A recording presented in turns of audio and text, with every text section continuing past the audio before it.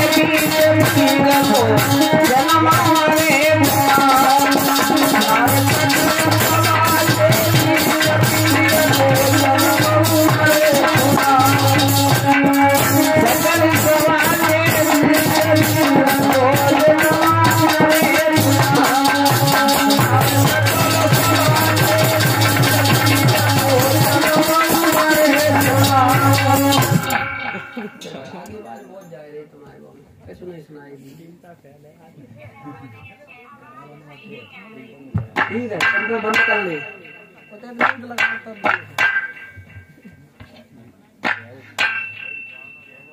भक्तजनों, ददरेवा नगर ग्राम चूरू तहसील राजगढ़ में पड़ता है।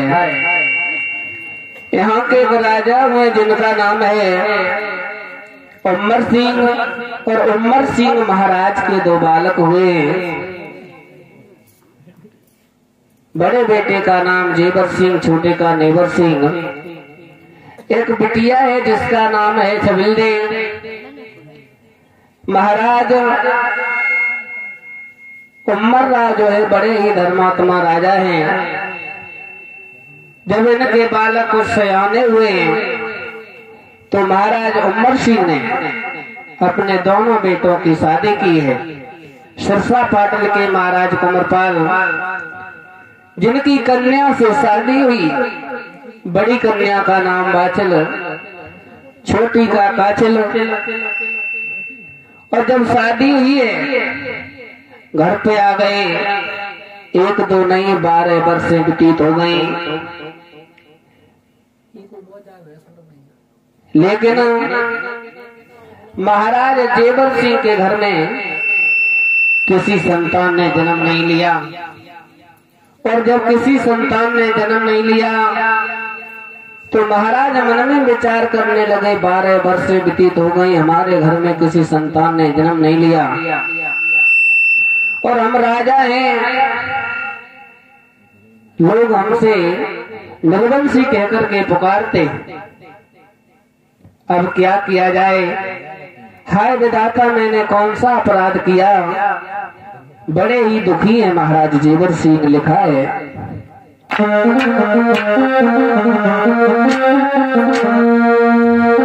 दुखी हुए जेवर जी, लगे ना घर में जी, नाई भई संतान।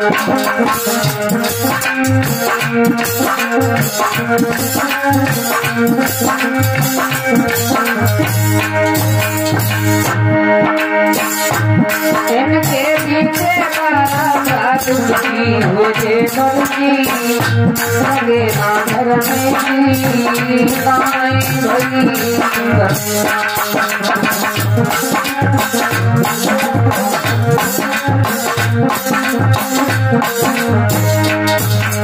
सारा वर्ष लिखा है। राजा पंडित को बुलवावे, सच्चा में बुलावे।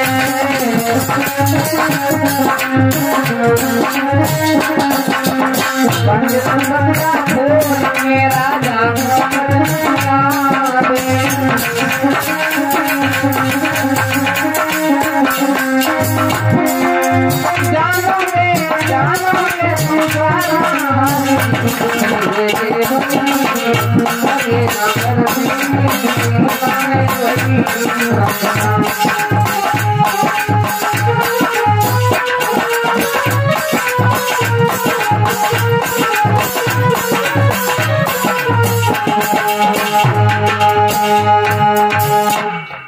बारह वर्षें व्यतीत हो गई। महाराज जेबर सिंह के आंगन में किसी संतान ने जन्म नहीं लिया। बड़े दुखी हुए हैं। जेबर सिंह महाराज ने पंडित जी महाराज को बुलाया और बुला करके कहा है, महाराज हमारी शादी की कई वर्षें व्यतीत हो गई, लेकिन हमारे घर में किसी संतान ने जन्म नहीं लिया। महाराज अपनी पत्रा में खोल करके हमें बताओ कि हमारी जिंदगी में संतान का सुख है या नहीं। आज ब्राह्मण देव अपनी पत्रा को खोलते हैं और पत्रा को खोल करके देखने लगे हैं महाराज जेबर सिंह के दिन दशा। लिखा है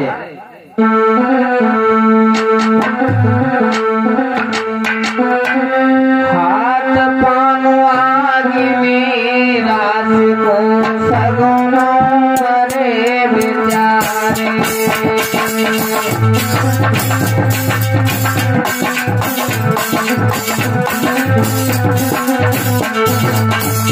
अरे हाथ पानो आगे में राज को सगुनो करे बेचारे। हाथ पानो आगे में राज को सगुनो करे बेचारे।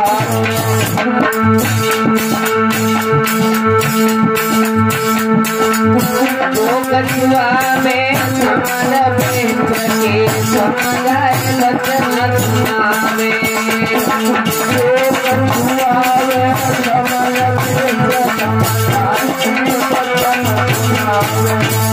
अरे बड़े बड़े गणित लगाए प्रेम में कन्नत भैया रे। बड़े बड़े गणित लगाए प्रेम में कन्नत भैया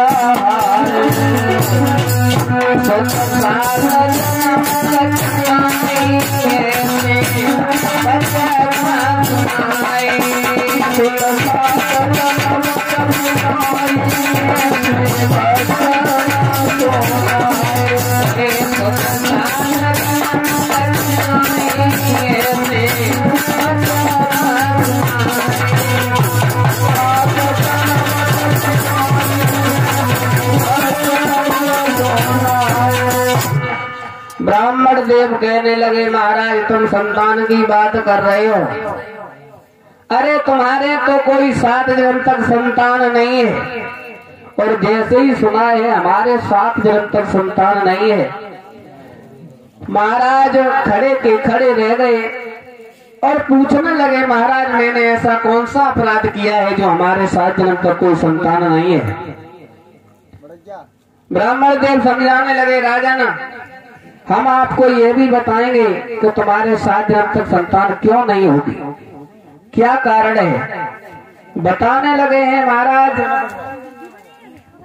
तुम्हारी रानी बाचल है, ये पिछले जन्म में एक माली की लड़की थी, और एक दिन रानी बाचल जो है वो अपने बाग में घूमने के लिए गई, तो इस लड़की ने एक कबूतरी के 4 बच्चों को मार दिया।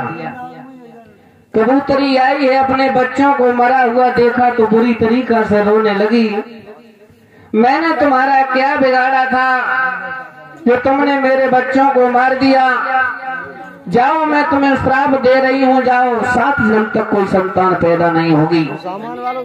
महाराज तुम्हारी रानी बाछिल को श्राप है, इसलिए तुम्हारे संतान का सुख नहीं है, और तुम्हारी रानी नहीं बल्कि तुम्हें भी श्राप है। जेबर सिंह महाराज कहने लगे, हमें श्राप? हाँ। बोले क्या?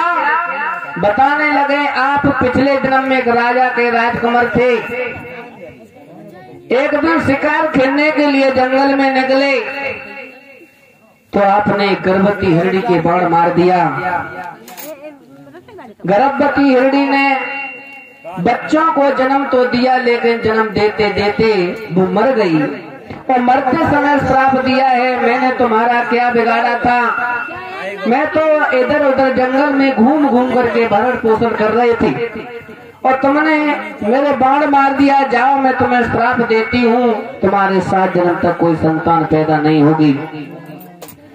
महाराज तुम्हें श्राप है, तुम्हारी रानी बाचल है, उनको भी श्राप है, और जो जैसा करता है दुनिया में वो वैसा फल पाता है, क्योंकि लिखा है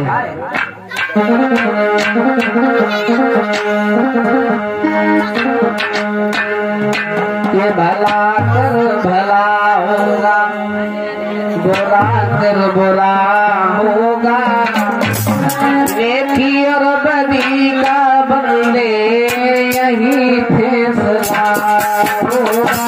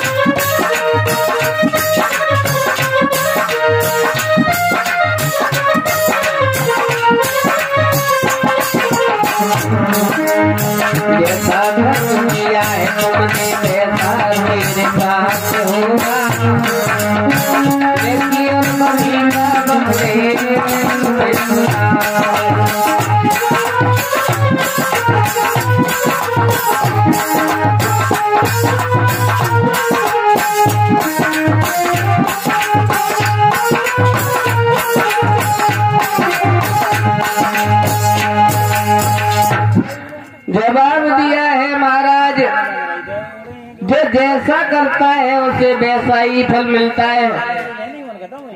इसलिए महाराज तुमने जो अपराध किया है, कर्म कभी पीछा नहीं छोड़ता।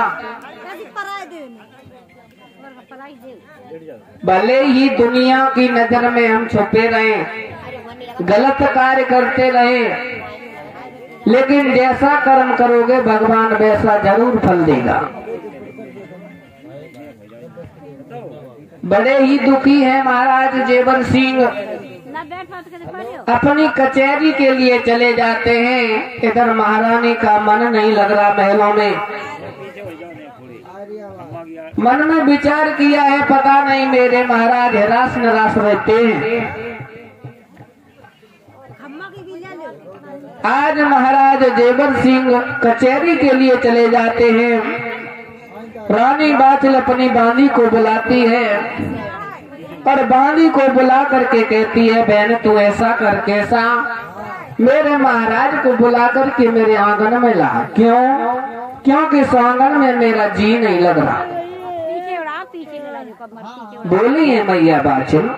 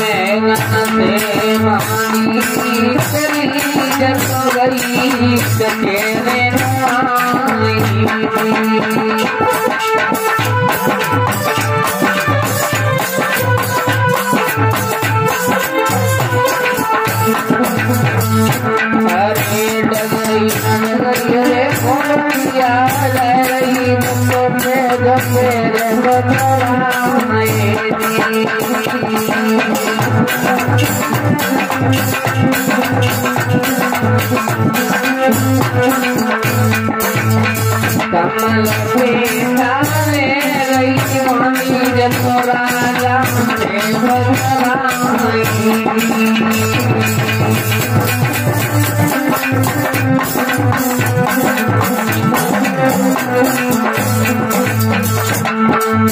बानी चली है भरे दरबार में पहुंची और कहने लगी महाराज बानी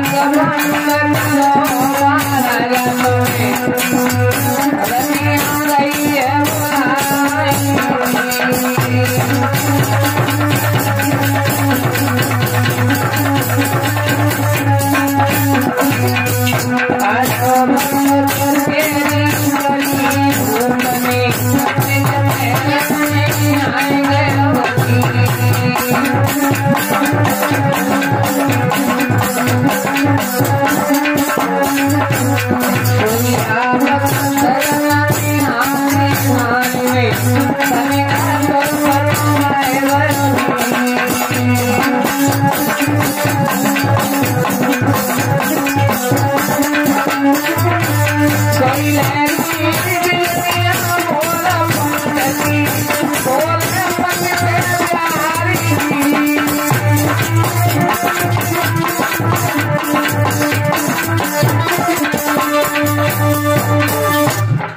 कथा प्रेमियों बानी गई है महाराज देवर सिंह से कहा है तुम्हारी रानी ने महलों में तुम्हें याद किया है। आज बानी की बात सुन करके महाराज देवर सिंह जो है अपनी कचहरी को बर्खास्त कर देते हैं और बर्खास्त कचहरी करने के बाद में महाराज देवर सिंह जो है अपने महलों के लिए चल देते हैं। इधर महारानी मन में विचार कर रही है पता नहीं मेरे महाराज दुखी रहते हैं, पहले अपने महाराज को भोजन कराऊंगी, उसके बाद में पूछूंगी महाराज क्या बात है जो तुमने रास रहते हो। और यदि मैंने भोजन न कराया पहले पूछ लिया फिर पता नहीं भोजन करेंगे या नहीं करेंगे, ऐसा मैया विचार कर रही है। महाराज आंगन में पहुंचे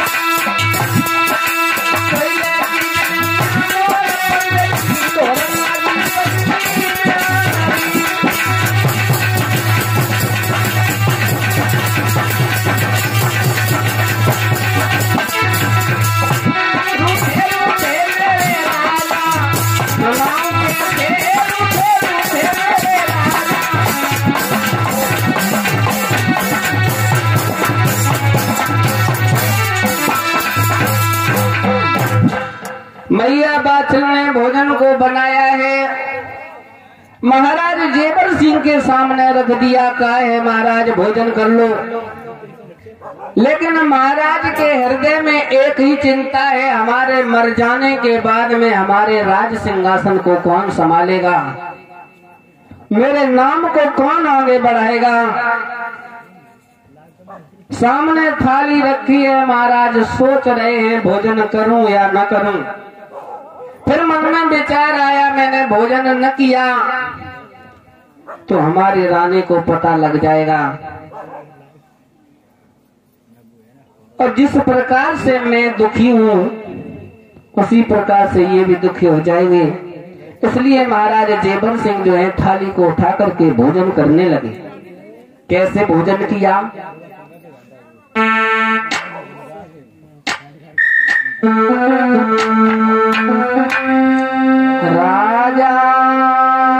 पेलो तोड़ो ग्रास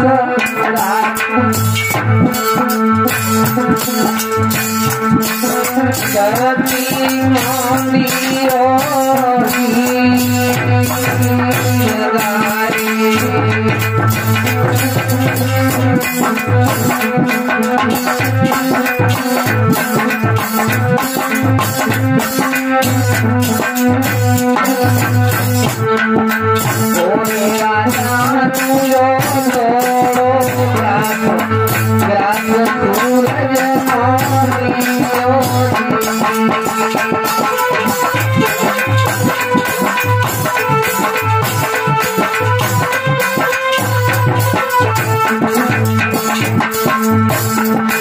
पहले भोजन करने में और अब भोजन करने में बहुत अंतर है भैया।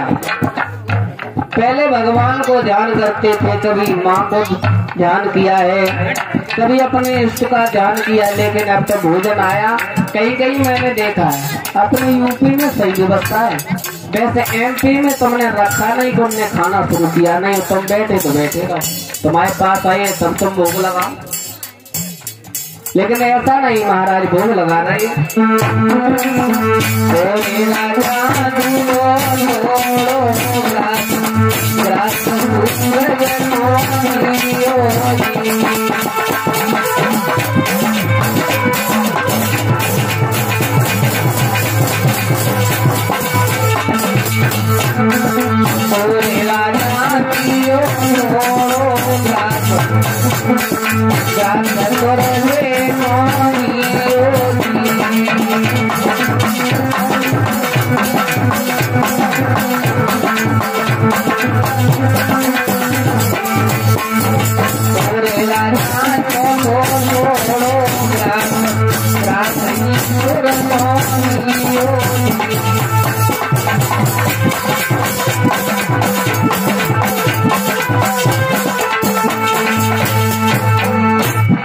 इतना काम करने के बाद में महाराज जेवर सिंह भोजन करने लगे।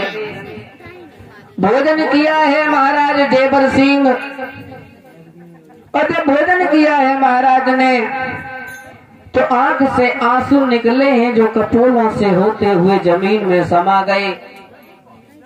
महारानी सामने आई, हाथ जोड़ करके कहने लगी, महाराज थाली सामने रखी है, भोजन न करके तुम रो रहे हो। महाराज हमसे कोई गलती हुई है, क्या बात है, क्यों रो रहे हो? महाराज कहने लगे, रानी जिस प्रकार से हम दुखी हैं उसी प्रकार से आप भी दुखी हो जाएंगे, इसलिए हमसे न पूछो।